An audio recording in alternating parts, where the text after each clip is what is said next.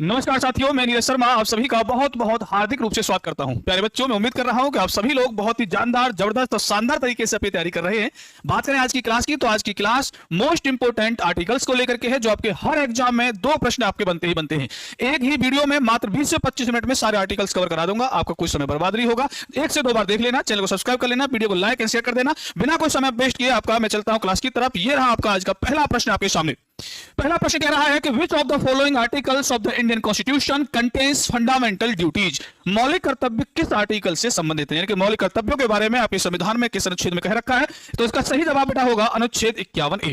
अनुच्छेद 51A में आपका दिया हुआ है मौलिक कर्तव्यों को, जो पहले हमारे संविधान का हिस्सा नहीं थे, बाद में जोड़े गए थे 42वें संविधान संशोधन के द्वारा 1976 में। स्वर्ण सिंह समिति बनी थी और उसकी अनुशंसा पर जोड़े गए थे और ये लिए गए थे यूएसएसआर से। आप सभी जानते हैं, हम यहाँ आर्टिकल्स की बात करें तो बिल्कुल टू द पॉइंट हम आर्टिकल्स की बात करेंगे। अगला प्रश्न रहा आपके सामने, article 52 to 78 in part 5 of the Indian constitution deal with. भारतीय संविधान का भाग 5 अनुच्छेद 52 से 78 किससे संबंधित है। भाग 5 की बात कर रहे हैं और अनुच्छेद 52 से 78 की बात कर रहे हैं। ऑप्शन है finance commission of India, union executive, amendment of the constitution या नेशनल इमरजेंसी, राष्ट्रीय आपातकाल। तो बेटा इसका सही जो जवाब है वो है आपका संघ कार्यपालिका। सवाल इस तरह से भी बन सकता है कि संघ की कार्यपालिका किस भाग में है। संघ की कार्यपालिका किस भाग में, तो किस भाग में है, भाग 5 में है। संघ की कार्यपालिका किस अनुच्छेद से किस अनुच्छेद तक है, तो 52 से 78 तक है। क्या बेटा, 52 से 78 तक है। बात आपको समझ में आ गई हुई। अगला प्रश्न बेटा, Which of the following articles of the Indian Constitution deals with the Parliament and its proceeding?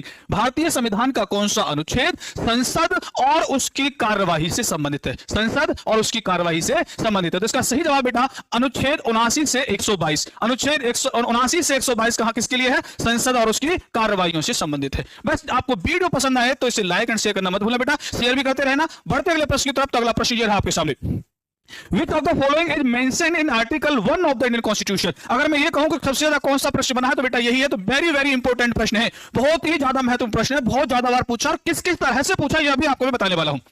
Article 1 की हम बात कर रहे हैं, अनुच्छेद 1 की हम बात कर रहे हैं, संविधान में किससे उल्लिखित है यह आपको बताना है।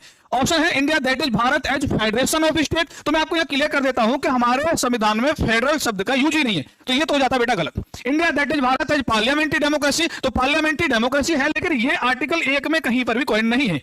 India that is Bharat shall be A union of state, ये एकदम सही है, ये एकदम सही है। तो आर्टिकल 1 आपका क्या कहता है, India that is Bharat shall be A union of state. प्रश्न इस तरह से भी बना हुआ है कि यूनियन ऑफ स्टेट कहां मेंशन है, तो आर्टिकल 1 में मेंशन है। आर्टिकल 1 क्या कहता है, India that is Bharat shall be A union of state.